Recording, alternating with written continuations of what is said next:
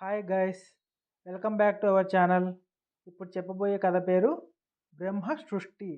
మరొక పౌర్ణమి వచ్చింది. తాతయ్య పిండారబోసినట్లు వెన్నెలలో పడక కుర్చీలో కూర్చొని నశ్యం పెద్ద పట్టి పీల్చి ఒక శ్లోకం చదివారు. వస్తుసు బ్రహ్మ సృష్టియే స్థావరేషు చరేషు సఫలం దృశ్యేతే సర్వం విఫలం నైవ దృశ్యతే. చుట్టూ కూర్చున్న పిల్లలు ఆ శ్లోకానికి అర్థమేమిటి తాతయ్య అని ఏకకంఠంగా అడిగారు. ఆ శ్లోకానికి అర్థం చెప్పమంటున్నారా? వినండి. బ్రహ్మదేవుడు సృష్టి చేసిన వస్తువులలో కదిలేవి కదలనివి ఎన్నో ఉన్నాయి కదా. వాటిలో వృధా అయినది ఒకటిని లేదు. ఏదో ఒక విధంగా అన్నీ ఇవి ఉపయోగం గలవేను అని శ్లోకార్థం అన్నాడు తాతయ్య నిండుగా నవ్వుతూ. ఈ సంగతి మీకు ఎవరు చెప్పారు తాతయ్య? ఏదైనా కథ చెప్పండి తాతయ్య అన్నారు పిల్లలు. ఇంకో కథ దేనికి? ఈ విషయం గురించే కథ చెప్తాను వినండి అంటూ తాతయ్య ఇలా చెప్పాడు. వెనుకటికి అంగపాలుడనే రాజు అంగదేశాన్ని పాలిస్తూ ఉండేవాడు. ఆయన ఏం చేశాడో తెలుసా?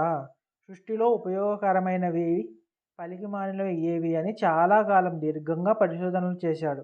చివరకు ఆయన ఏం తెలుసుకున్నాడంటే సృష్టిలో దోమలు సాలీళ్ళు తప్ప మిగిలినవన్నీ ఏదో ఒక విధంగా ప్రపంచానికి ఉపయోగపడేవేనా అని నిశ్చయించుకున్నాడు. ఇంకేముంది, అది మొదలు ఆయన తన రాజ్యంలో ఎక్కడ దోమలున్నా ఎక్కడ సాలీలున్నా చంపేయవలసిందని తన సైనికులకు ఉద్యోగస్తులకు ఉత్తర్వులు ఇచ్చాడు. ఇది రాజ్యంలోని ప్రజలకు కూడా బాగానే ఉన్నట్లు తోచింది. అందుచేత వారు రాజుగారి చర్య చూసి చాలా సంతోషించారు. ఇంతలో ఏమైందనుకున్నారు? హఠాత్తుగా అంగదేశం పైకి శత్రువులు వచ్చి పడ్డారు. అంగపాలుడు యుద్ధానికి సిద్ధంగా లేనందువల్ల అతడు కొద్దిమంది నమ్మకస్తులైన సైనికులను వెంటబెట్టుకుని అడవుల్లోకి పారిపోయారు. ఆ రాత్రి రాజు సేవకులు అడవిలోనే పడుకొని నిద్రపోయారు. కానీ ఒక రాత్రి వేళ దోమలు వాటిని కుట్టి నిద్రలేపాయి వారిని. ఈ ఒకందుకు మేలే అయింది. ఏమంటే రాజును వెతుకుతూ శత్రువులు అడవి అంతా గాలిస్తున్నారు. ఆ అలికిడి విని రాజు అక్కడ ఉండటం ప్రమాదమని గ్రహించి అప్పటికప్పుడు తన సేవకులతో సహా బయలుదేరి చాలా దూరం వెళ్ళి అక్కడ ఒక కొండ గుహలో దాక్కున్నాడు. తెల్లవారేసరికి శత్రువులు రాజును వెతుక్కుంటూ ఆ గుహ దగ్గరికి వచ్చారు.